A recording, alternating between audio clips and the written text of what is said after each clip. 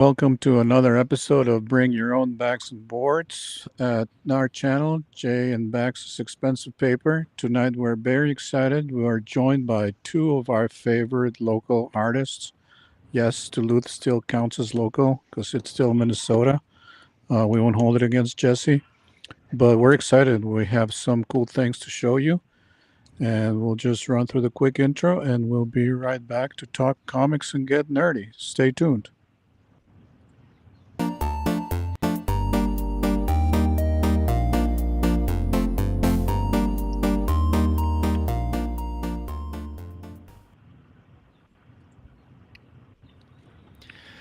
Paul, Jesse, welcome back. Yeah, thanks for having us. We're excited to be here. Good to be here. Good to be chatting again. Likewise. Yeah. We're excited to have you guys back. Our first guest ever, by the way. Yes. So, Whoa. Okay. Yep. How many guests have you had since? Yeah. Oh gosh. I don't know. Couple dozen maybe? Yeah. We'll say that. Well, we've only been able to complete 3 additional books in that time, so you're outpacing us with the guest to book ratio. Okay. Hey, that's 3 more books than we'll ever put out. So you guys got us beat there. So yes. Yep. Yeah, I think it was. It's been like a year, hasn't it? Close to. Right around that. It was really cold, is what I remember. Yeah, it was really cold. It was cold. Yes. Yep. So it's over a year then, probably, because it wasn't this past winter. It was the one before. Right. Exactly. So way too long. Back. Way too long. You guys have been overdue. I know we tried to do it a couple of times and schedules didn't work out, but I'm glad they did now. And to have you guys along. Super excited about what Smarg has become, the success that it's been, and I'm happy that we get to talk about it. Yeah, us too. Absolutely. We love Smarg. We love making it. We love getting it into people's hands, and we're really excited about issue 4 that's coming up. I will share some of those pages at some point here tonight, but we've been working hard, and Paul's been also working on a secondary Smarg book as well. That's true. Yeah. Talked about a little bit on socials, but we have a outside of the regular continuity one shot. It's 48 pages called Smarg: Gauntlet of the Gods. Smarg: Gauntlet of the Gods. Yeah, we're the art is I think 16 pages in right now. So Chris Acosta, the artist, is working on it, is absolutely cruising. Working with another colorist who's a local here, Anthony Harry, is doing colors. So yeah, we check out our Instagram, paulhungercomics.com. We got a few preview pages going there. So yeah, we got a lot of work in the pipeline, and Smarg is becoming a group community project, and that's what Jesse and I really wanted it to be when we initiated the first issue. It's awesome. That's really cool to hear, and it's for me, knowing you guys personally, it's also I feel very proud of the work you're putting out, and also super excited from the response from the community, because I see you guys at shows and now I can't talk to you, because you're so busy. It's hard to get you guys' attention, so we'll put your IG there so people can follow you. And if you guys aren't already, you definitely should follow these guys, because yes, Marg is great, but they also put out great other stuff. I know Jesse, and this is a good segue, because last time you guys were on the show, Jesse, I had a commission for you, and finally, after many disconnects and scheduling conflicts, I was able to connect with you in person, and I have that commission. Should I show it, guys? Absolutely. So here it is. Without further ado, Jesse worked on a cool Dr. Doom for me. Oh, sweet. And here's the finished product. Oh. That's awesome. I haven't got a frame for it. I know where it's going to go on the wall. I just haven't had the time to take out the tools and do it. But Oh, I love it. That's a cool frame. That's gonna look great. Yeah, you gotta send me a picture when you have it, when it finally finds its home, I its will. final, I its will. final spot. That's I will, awesome. and I'll put it on IG and tag you too. But you'll have the actual picture too, so that if you want to post it too, you can. But yeah, I'm So super you're, stoked with it. yeah, me too. And your anticipation for his entry into the MCU, it must be building up, huh? It is. You know, I'm trying to stay away from any spoilers or any wild theories that may be out there, because you know he's one of my favorite characters for sure. But I think I was talking to you guys about it, one of you anyway. You know, unlike like a lot of people, I don't feel like these are my characters. I feel lucky that I get to play with them.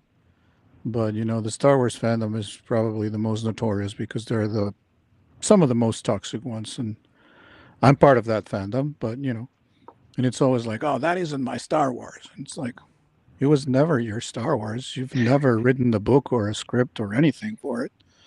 You know, it's George Lucas' Star Wars, and we're just lucky we get to play with it. So that's kind of how I feel about Doctor Doom. So I haven't followed any news, any stories. I don't want to know anything. I want to go in blind, and you know, hopefully, I like the finished product. Just because it's Doctor Doom doesn't mean that I'm instantly gonna love it, but I'm definitely excited for the possibilities. So here's what I'm curious about: is like what's something that you would like if they did, you know, or what's something on the other end that might not land well with you? Well, you know, Doctor Doom is one of the most complex characters out there. You know, because even though he's the ruler of Latveria, he didn't start as the ruler of Latveria, right? He was actually a gypsy, and his dad was killed and was raised by his mother. Then something happened with his mother, and so even though he's this big godlike character, he didn't start that way. So to me, if they don't somehow touch on that he didn't start just as this magnificent godlike creature, I think they're missing a big part of what the character actually is. So Yeah, that's such a good point. I feel like that sort of narrative buildup would make the character really resonate. You want people to like your bad characters too, and kind of feel weird about rooting for them. right, and I think that happened with Thanos a lot, right? Because there were a lot of people that like. There's even T-shirts out there that say Thanos was right. Yeah. You know, I think he What- went about it the wrong way, but you know, we're definitely growing at a pace that's not sustainable. So, Yeah. and that resonates. How would you Did feel, anyone- Jay, if... Oh, sorry. Go ahead, Paul. I was just gonna ask if anybody here has watched the Penguin on HBO. No, not yet. I can't You get should Max to definitely- watch it. Oh, you should check it out, Max. But that one's like I found myself in so many episodes cheering for the Penguin in that one, and he keeps reminding like every time how terrible he is too, and then I feel guilty watching it. And I think that's good writing. Hopefully, we have the same thing with Doom. Yeah, for sure. Yeah, I'll have to check that out. Good Should. show. It's really good. It's a good show. Yeah. Yep. Jay, I was going to ask, how would you feel if Tony Stark just wakes up and it was all a dream? Okay, let's talk smart. These are those theories that you were trying to avoid, right? Right. This is exactly what I don't want to get into. Because it could very well be, and it could be very well ruin the character and the MCU for me. So That's how they reboot it. You know, he just wakes up Yeah. at Stark Industries. Oh, I got to get back to work. I think I'd have to call it. all right, good to see you guys. Have a great rest of the show. I'm driving over to Max to give him a swift kick in the hiney. Because All right, Smarg. Smart time. Oh, Smarg. Okay. Well, with Smarg, we've got 3 issues out. I don't know, we're about 3 weeks out from publishing issue number 4. Issue number 4, there's an acceleration of the action here. I would say, like, the stakes get extra high.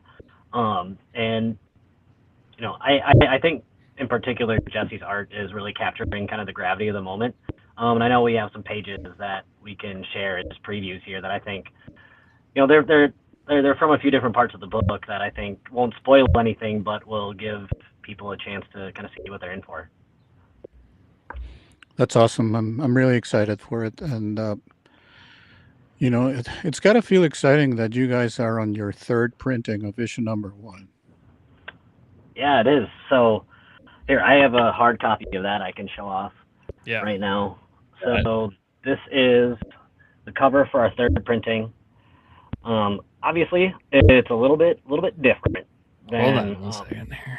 Yeah. There we go. Woo! So we had the sort of more traditional look for our previous covers with the logo, kind of matching that, you know, the X-Men and New Mutants, like that sort of style on it.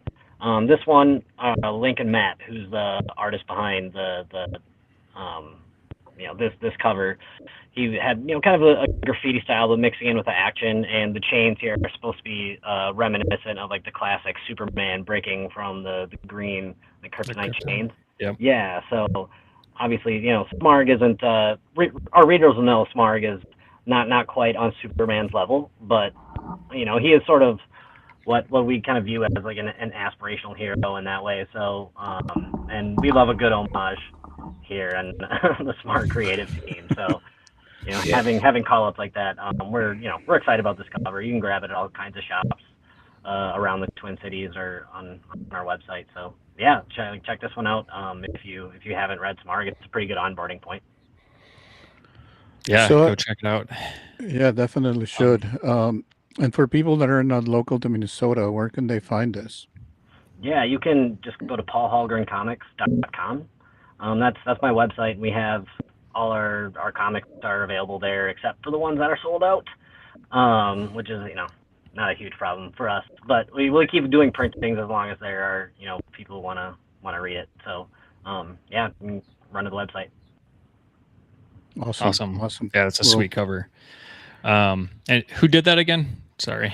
Yeah, Lincoln Matt. He is a Minneapolis-based artist who has done comic books and zines, but he also recently did an animation project that was published with Tall Paul Hip Hop. So yeah, check him out on Instagram as too. He's Sid the Squid. So little more nondescript, but he's out there. Awesome. We'll put it in the description when we're done here so that they can check him out. For sure. So what was the print run of the first printing, I guess? Yeah, so the first printing we did 300 of our cover A and then 150 of both of our variants. So we got through the, you know, original 600 of that. And then the second printings we're doing, you know, 150 a piece. The same numbers are variants. So yeah, out of you know, we've been through 750 of the issue ones, and I don't have all the counts behind me, but we've sold through a pretty good chunk of 2 and 3 before. So I mean, we're well over 1,000 sales so far, and most of that is just, you know, local, selling at shows and through comic shops and all that good stuff, and the random online order that gets shipped out of state. And I don't know how they find us, but it's a pretty cool thing. Maybe you guys have something to do with it. I don't know. Yeah, that's yeah, we're moving some pizzas, and it's just cool that people want to check us out. Yeah. What has been the most surprising state? Or location, I should say. Yeah, I mean, everywhere is continental U.S., but we've had a buyer in Texas and a buyer in Arizona. You know, Arizona was recent. Yeah, and obviously I don't know these people from any you know, particular you know, event or something. So, you know, definitely appreciate them finding us one way or the other.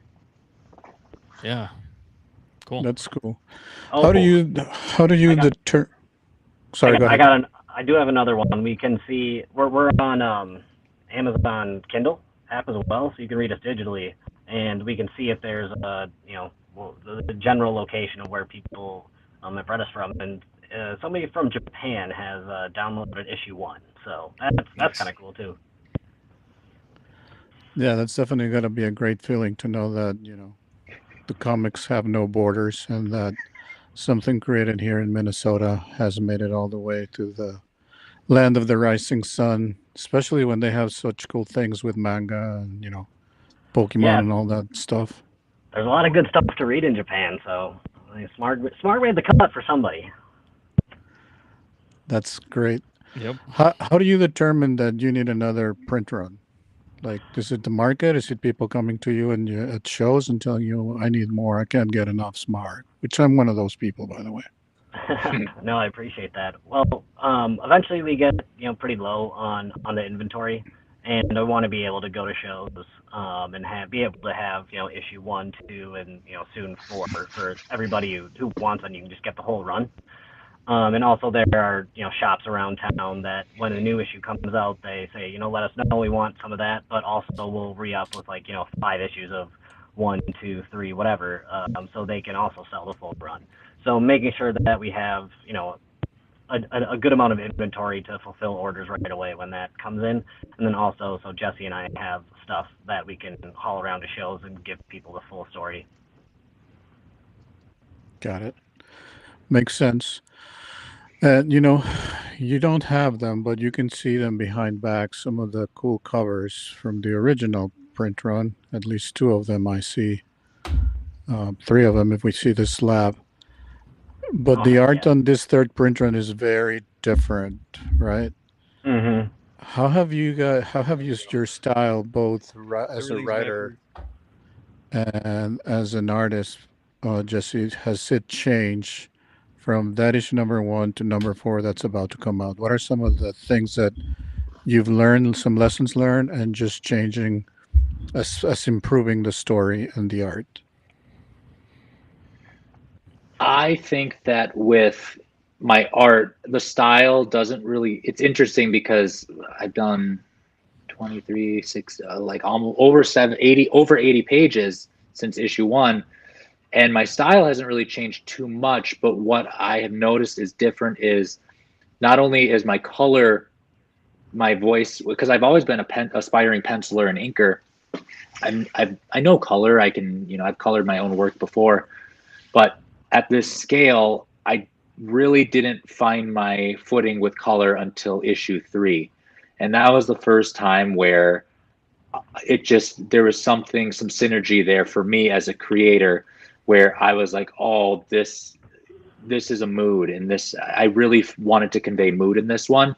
And there's no better way to become a colorist than to look at colorists in the past and how they've worked. And I really hit the books really hard with some 80s books like Daredevil during the run in the mid 80s, and just seeing how the use of color, I was kind of, my colors were very exact in the first 2 books, more or less. Like Smarg's costume had to be purple and blue in the right places. But as I did my research, I saw that there were panels where it was all blue and panels where Daredevil is like purple or yellow, and it all depends on the mood. And so that's when it really clicked for me that, oh, I don't need to, I have access to so many different levers here to convey mood and danger and excitement and intrigue. And I just really, that's when the color really settled in for me, and I understood the language a little bit better. So for me, the line work doesn't really change all that much. Actually, one of my favorite pages is from issue 2 that I've drawn, but the colors themselves are what really started to change in issue 3. And that's kind of, to me, the big change that switched throughout that. And we got some good feedback from some professionals in issue 1 who let me know, like, hey, try to let us know where we're at a couple times in this panel. If you just, and we actually, in the second printing, we went ahead and I added some background in some of the panels and stuff. We actually were able to get some feedback from industry professionals, and I was able to immediately bring that in, which was really great. And it wasn't like huge changes, like redraw this page. It was like, hey, orient the viewer a little bit more on this page because you haven't done a background, in a page. So I was able to take lessons and immediately make some changes. Now, we didn't go to town like some of those later Star Wars editions did, but the small changes that help the storytelling are all very important. So I also recolored the first issue of Smarg for the second printing, and that hasn't changed. But that is something that when we go back and put this together in one volume, I am certainly going to go back and give more mood and emotion into the colors themselves. And for those of you who end up collecting all 5, 6 issues, whatever that first run ends up being, you are going to be in for a new experience with issue 1 and 2 for sure.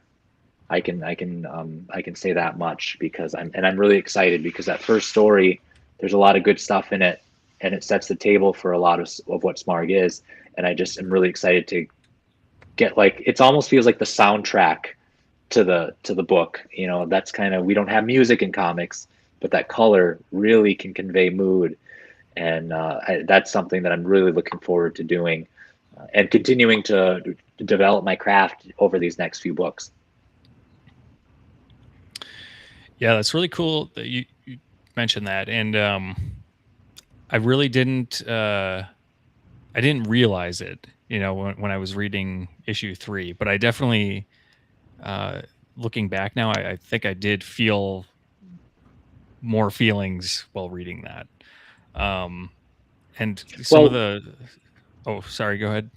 Oh no, well, part of it is, when I was some people came up to me in the first issue and said, "Hey, it kind of gives me Golden Age vibes," and I'm like, okay, the art style is not like Golden Age. Why are they saying it's Golden Age? And I couldn't figure it out. And I started looking back through like old Captain Marvel comics and Superman comics, and I realized that those books were very heavy-handed with the blues, yellows, reds, and I realized that in that first issue, I was very heavy-handed with blues, yellows, and reds, and greens, and just those bold colors. It's interesting how that language conveyed immediately to people, like, oh, these are like the bright primary colors, because as you know, back in the 1940s, they didn't have access to the printing technology that continually got better over time.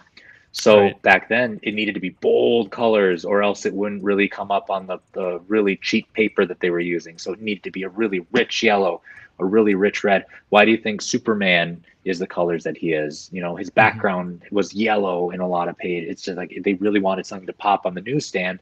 So it's interesting how people's brains picked up some of that use of yellow and red and primary colors in issue 1, and thought like, oh, that's kind of like how they did it back in the 40s. So it's kind of cool that people have that subconscious language that they bring to, you know, to a new book. Yeah, definitely. Paul, I really like how, you know, he's not like Superman out of the gate, right? He's still like discovering himself, and it's progressing like every issue. Do you have an idea in mind for like how far that's going to go, or do you think he'll get to like the level of Superman? Can you talk more about Yeah, so limitations?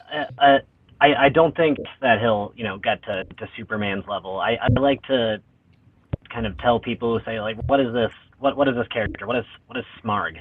But I'm saying like, okay, just stylistically, he's like Superman meets Goku in a galaxy far, far away, right? Like he has sort of like the attitude, or like the aspirational aspect of Superman, of like genuinely wanting to do good and caring, and like having like motivations that resonate with people and readers of superhero comics, where something that is interesting about manga and, you know, Goku, Dragon Ball Z, all of like those types of things, there's like an ongoing progression of powers.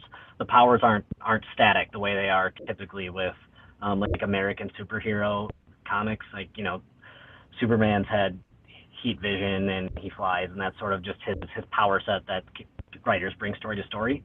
One thing that we do so far, and will continue to do, is have his powers evolve and change, and they might not always be for the better. It's just a, you know, kind of an ongoing ongoing mental and like physical growth process that I don't envision him arriving at, like, you know, sort of like the level of perfection with like one weakness to kryptonite and one weakness sort of to magic, and that just being it for Smarg in the similar way as Superman. Cool. What about you, Paul? How has your style changed from issue 1 to now almost being done with 4? Yeah, so for one, I'm used to now writing scripts that are going to be interpreted and used by Jesse. So he and I have a little bit of an approach that works for us. And one thing I did early on is I went heavy into panel descriptions and camera angles and everything.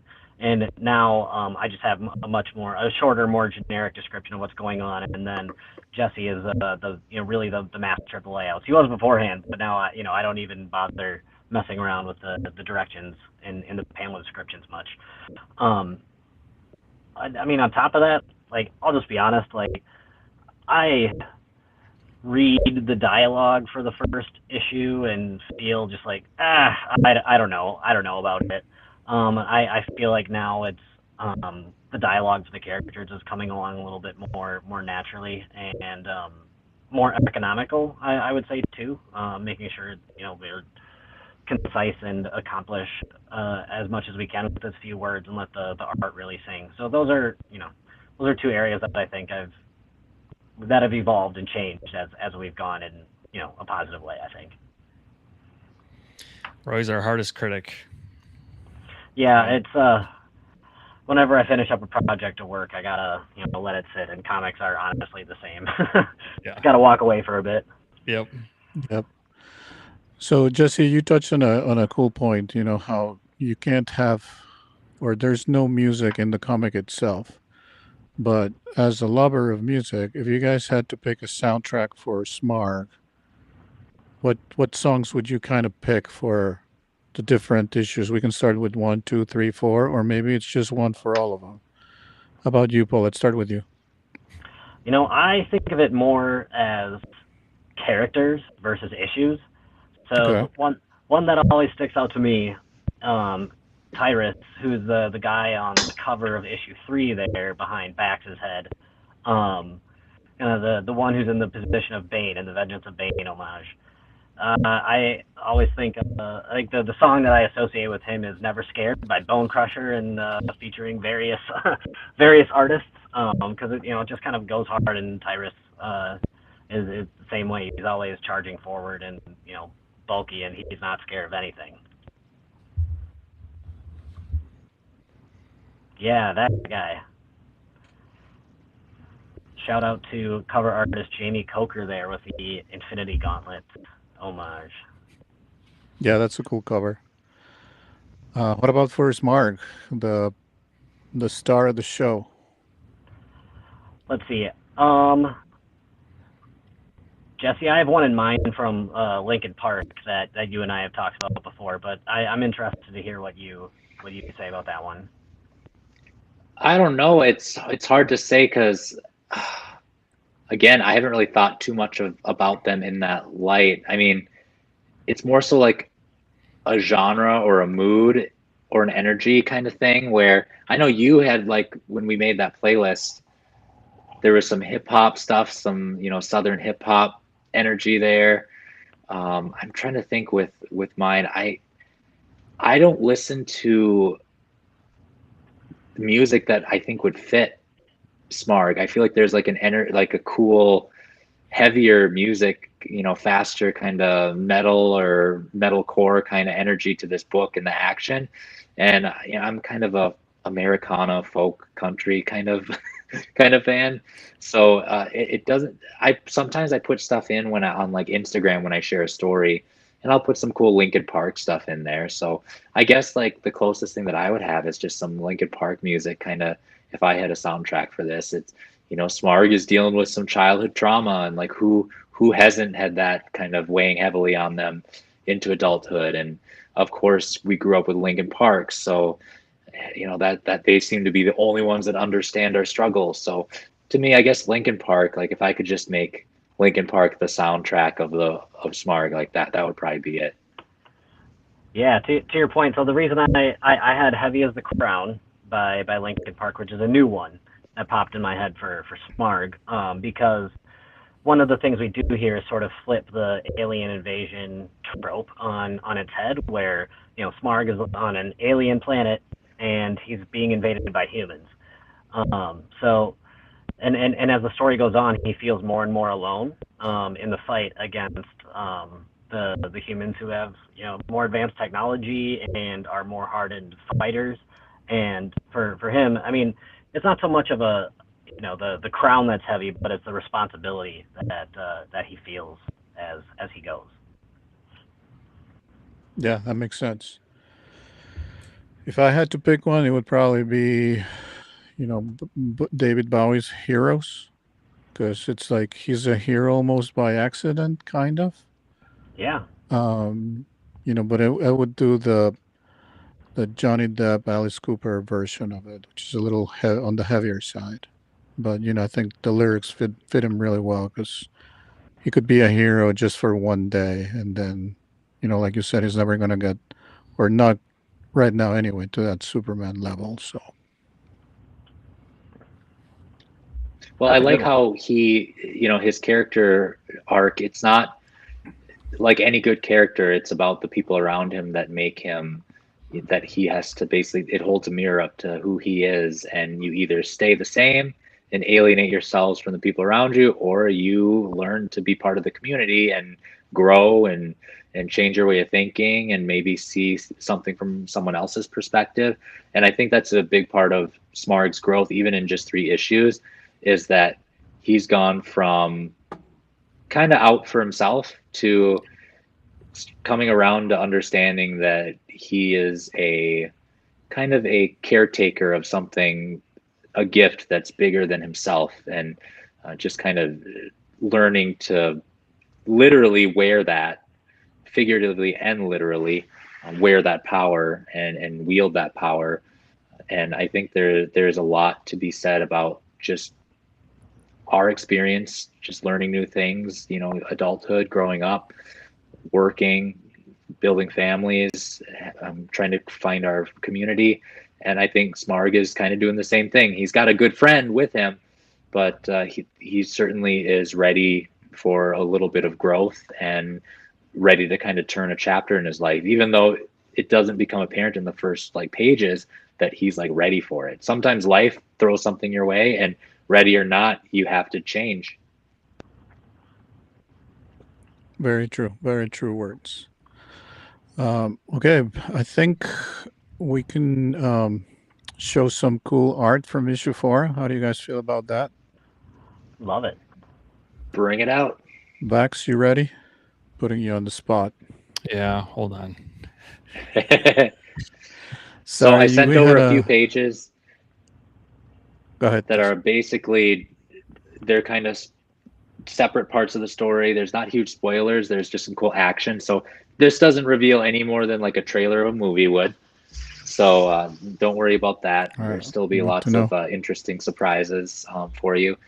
But we do have Patrick Rollo's art. Patrick Rollo, the Mortal Kombat artist for Malibu back in the 90s.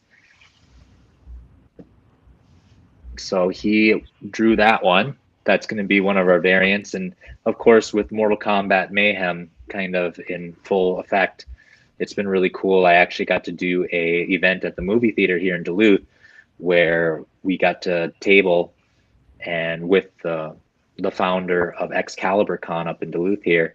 And we just kind of gave out little art postcards of Mortal Kombat characters, and we sold art prints. And then after that, we got to go watch the movies. So it was a lot of fun. It's a lot of fun getting to know him, hearing stories from the 90s, working in the comic industry back in the 90s. So we're really happy, and we're really grateful that he lives right up here in Duluth, just a couple miles away from me. Yeah. Yeah, that's exciting. Do you notice that energy though? Isn't that great? That style is, it's so 90s energy, man. Yep. And that's something that I strive to lean towards. My style isn't the same, but man, that energy, I've seen his sketches and the way he draws, and it's very much so energy first and anatomy second, which is something that I'm the opposite right now. And I want to get to that point where it's like, you would hear stories about Jack Kirby drawing a fist over in the corner, drawing a leg over in the opposite side, and somehow he pieced it all together. And whether it was accurate or not, it didn't matter. It was all about making the biggest impact on the page. So I like that Patrick clearly, is influenced by Kirby in that way. And it's all about serving the action and energy. And another thing too about Patrick, he is, it's weird calling 90s old school, but in a way it is, where I think, a lot of covers that come out nowadays are, the artist is signed on to do a piece, and it's like, okay, this is Spider-Man. I'm going to draw Spider-Man doing something. For Patrick, it's really, it's important to him to like portray something on his cover about that's in the book. So he makes sure if I don't send it to him, he's like, send me the script. I wanna have an understanding about what you're drawing. And then he'll send a sketch and say, does this look like the characters that are appearing in the book? So something that when you pick up the Patrick covers from the last couple issues is that it really is actually a preview, an eye-catching preview of something that's happening in the story. Yeah, and you can even see it if you look up Mortal Kombat Blood and Thunder. In his covers, there's always a fight going on, which it's Mortal Kombat like that, of course, but it's something that's really cool that he doesn't take the easy way out in his artwork and really, really pushes how many figures he can get in there, how much action he can squeeze in there. There isn't any space wasted in his work. And what I love is that you see where you can kind of, if you squint your eyes, you can envision where the Smarg logo is going to be on the top.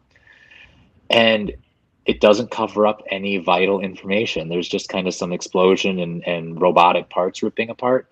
But he's a professional. There's not going to be anything important covered up by the logo. So it's great working with someone who's got hundreds, if not thousands, of comic pages under his belt. Yeah, it's incredible. It's great artwork.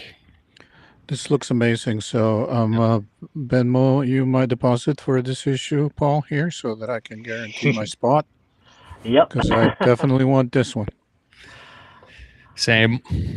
And reach out to Patrick. He's got the originals. He works traditionally. I work on an iPad. He still likes to sit down, put his glasses on, and pull out the pencil and just start sketching away. So there's original art of this too. We might have to give him a call and inquire. Absolutely. Although, Bax, you might be in a better spot than me right now, because and well, it's waiting here if you want to give it a new home, because I know Patrick, he just loves working, loves seeing his work get out there, and we're really happy to be able to help him with that. He's kind of doing a little bit of a career resurgence right now, and it's great to be on board for that. Yeah, this would be great. I know exactly where it would look great. Me too. Get into a bidding war after.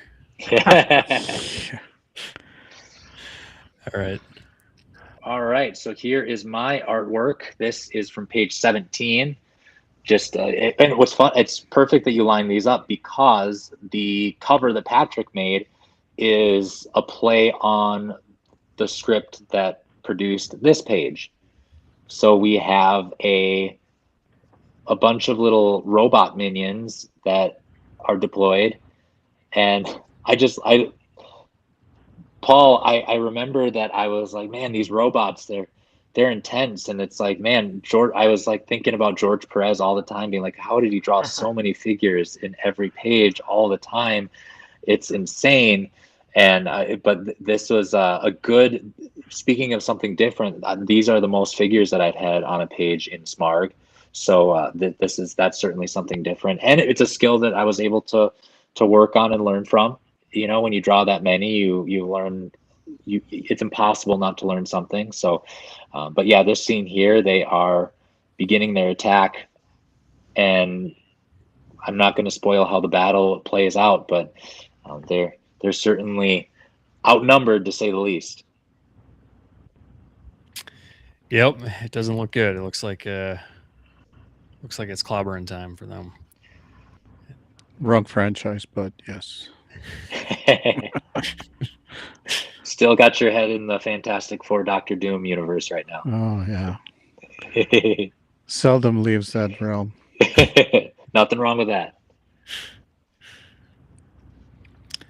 What was the biggest lesson for you with just drawing all these figures, the scale of them, the placement? Well, you know, when it comes to drawing comics and illustrate, I'm a big fan of illustrators. So I have a friend here that I've started hanging out with, and he draws comics, and I draw comics, and we talk a lot about our influences. And the reality is that I didn't really have any comic book influences for the most part, because when I was growing up, the comics were kind of contraband. My mom thought that they were maybe she read Seduction of the Innocent, I don't know, but she did not like comics. She thought they were violent, and that they, you know, contributed to juvenile delinquency and all of that. So we didn't get to have them in our house. So I didn't really have my Jim Lee or my Todd McFarlane or any of that growing up. So when I started making art, the first art that I ever saw was Jack Kirby. And then I read How to Draw Comics the Marvel Way, which was John Buscema. And then I became a big fan of Neil Adams. So I kind of had influences that were really old. And then from Neil Adams, I learned that he is a trained illustrator from the 1950s, from the golden age of illustration. And that got me down a rabbit hole on illustration. Now, illustrators, they only draw one image, of course, not a series of panels like this. So the lesson for an illustrator that's trying to get into comics is sometimes less is more. And sometimes what you leave out is just as important as what you put in. So for me, there were a few times where I'm like, you know, that little robot in the far right corner in the background, I don't need to draw every detail of his armor. The reader would need a magnifying glass, and they would need to hover over it for a long time.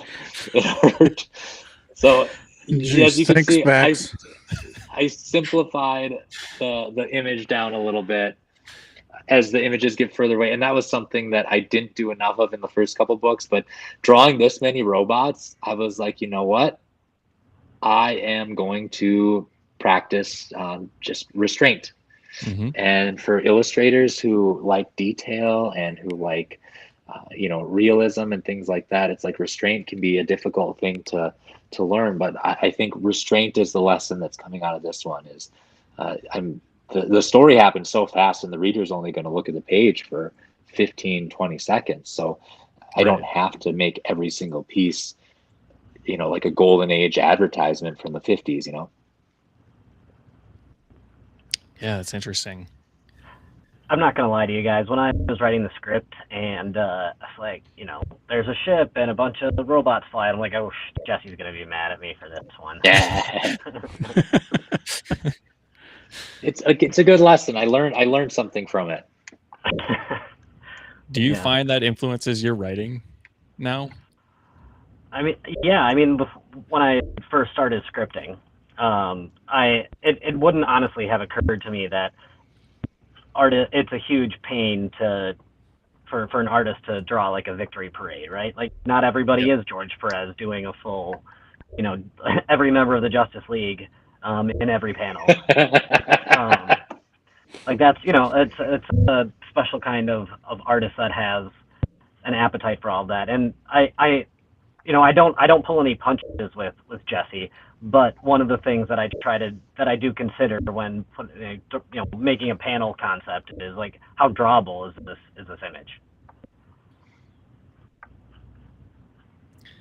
Well, I think early on you asked me a couple times, like, hey, are there any particular things you want to draw? And I did have a few things, I think, but nothing too intense. But now the story's underway, and you kind of know what I like to draw. But one of the things we talked about, and you talked about earlier, Paul, is how you stopped writing the camera angles in your scripts. And in the first two issues, I actually thought the camera angles, I would only veto you're writing, maybe like four or five times, 4 or 5 panels in the whole book where I'm like, hey, I made a decision to do this. So your instinct was solid, but there is, when you don't have the camera angles picked out for me, I can step back and really think about the overall design of the page. And it's something that I guess I'm playing with time more. You know, comics are about manipulating time, and you can chop up time however many ways you want. But for me, it's like I get to, you know, play with the dials of time, you know, at different speeds. And that's one of the beauties of controlling pacing. So the story pace is set, but the action beats dictate how things are moving. So you gave me plenty of room to make things happen, but also stay within the parameters of what you're creating. You guys heard it here. Jesse's the one who holds veto power in this creative team.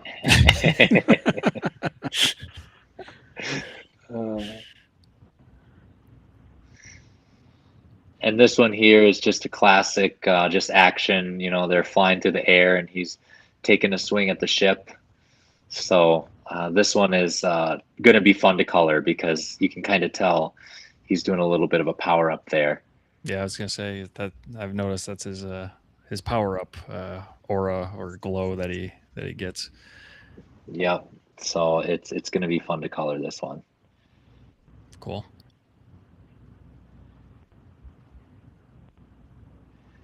So for the readers of issue 3, you kind of remember how the story ended with a flashback to Smarg's childhood.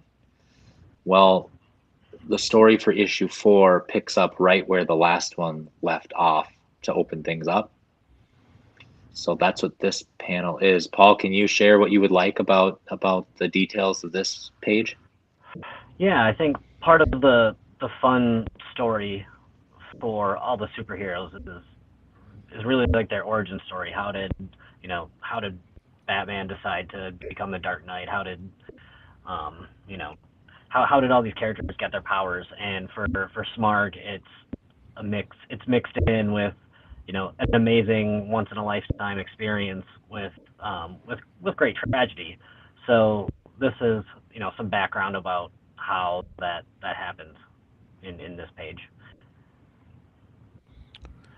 Very cool. Yeah, I was going to say one of the panels above, right where he is looking up, kind of gives me vibes of Bruce Wayne in the Batcave, kind of looking at those bats kind of thing. So if you guys were shooting for that, I think you achieved it. If you didn't, then don't say it. We'll just leave it at that. It's all there's a master plan at play, Paul, right?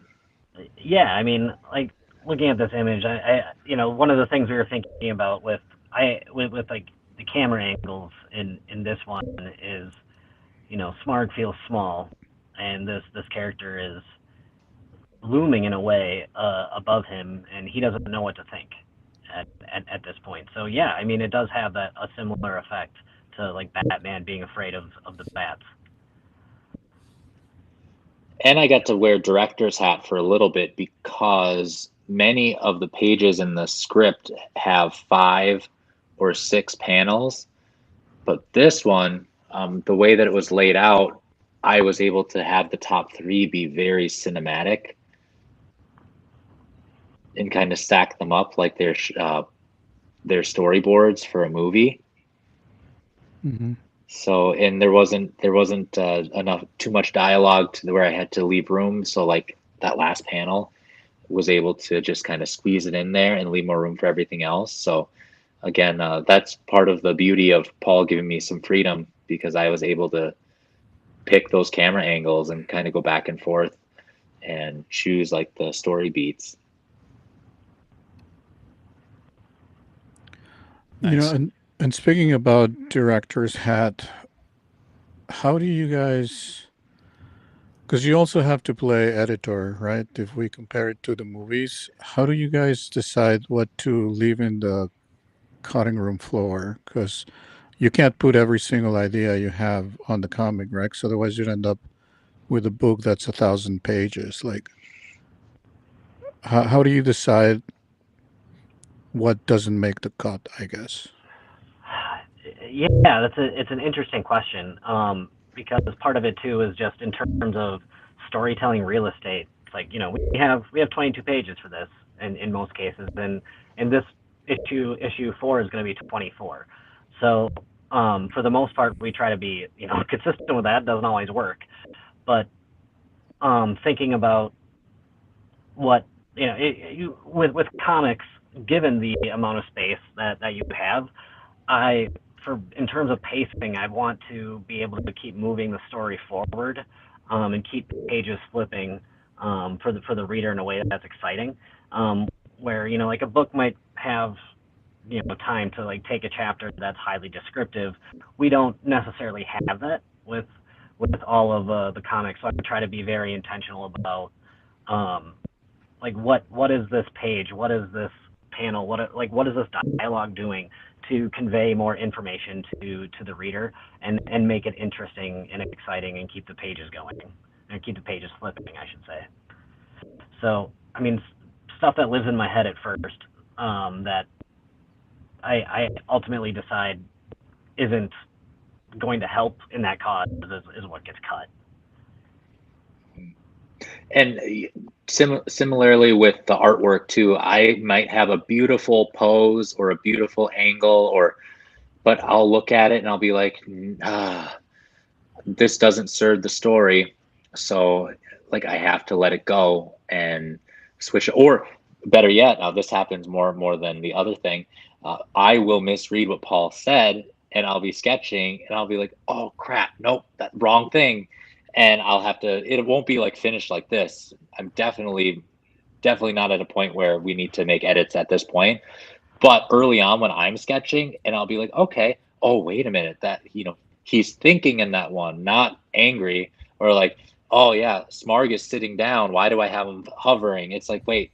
So little things like that, I have to, the cutting room floor, it's almost like I just misunderstood the assignment briefly and had to just cut it. It was just literally an outtake, essentially. I keep the layers, so like we could put together like a segment of outtakes as well.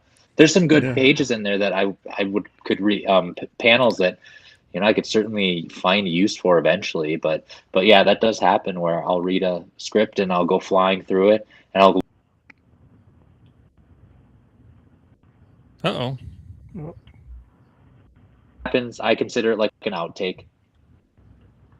Yeah, that's really interesting, and that begs the question: Has that ever influenced Paul's writing? Have you ever gone back and actually changed dialogue based on a misinterpretation of the script? I haven't changed dialogue based on a misinterpretation, but I do have a little bit of an editorial eye. I don't do a ton of writing, but I am familiar with songwriting. I definitely like telling stories. So there are times, especially in where I'll be, hey, Paul, can we add this into there just so that it makes it very clear that this is happening? Or issue 1 was the big one where I added a lot of dialogue. There was a page that didn't have very much of it, but I wanted the character, I wanted the personality of the character to come through. And remember that the video game jokes and stuff like that from the first issue. I was like, have him have his like Spider-Man quips, because Smarg doesn't talk much when he's fighting. He's kind of a serious guy. But I thought it would be great to have that radio in his head doing the smack talking.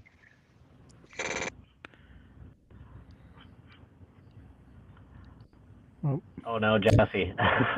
But technical difficulties. Yeah, to his point though, I mean, from draft 1 of the script, there's always quite a lot that changes from the first draft to the ultimate draft, and part of that is from the process that Jesse and I have going back and forth on that initial script. We all, there's always some generous folks who write that give it a read too and give us some thoughts about what works and what doesn't. So yeah, I mean, it's a bit of a living document until it's actually published. Yeah, that's awesome. It's just never thought about that before. So cool. Well, I know we're coming up to an hour here. Anything else we want to cover or share before we start to wrap things up? Or I thought about one thing. So we have a show coming up on June 6th, SpringCon in St. Paul, Minnesota, and Jesse and I were talking about doing a giveaway for that. Do we want to mention that here, Jesse? Yeah, so I can mention the giveaway and you can mention the rules, because I don't think I hammered out that detail. But as you know, I draw digitally. But what I wanted to do was take some select pages and get out my inking tools and create a traditional one, like a one-of-one original that someone can actually own off of my digital ones. And we wanted to take a page from this book, and I will give it the extra love and attention on a traditional piece of Bristol board, and we will have that at the show. And Paul, what are we going to do with the original artwork?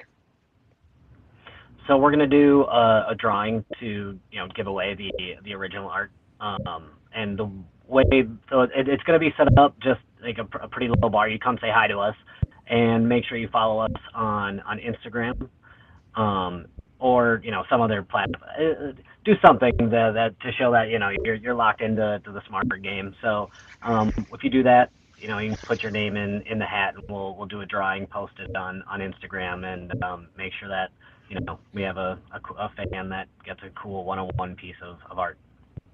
Yep. And if you already follow us and you stop by and you're like, hey, I already follow you, just we'll throw your name in the hat.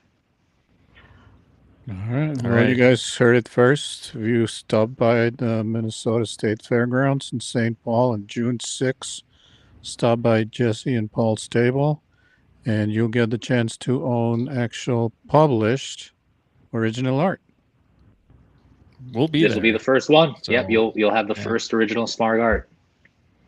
I think that's next weekend, isn't it? Yes. Yeah, June 6th. Yep. All right.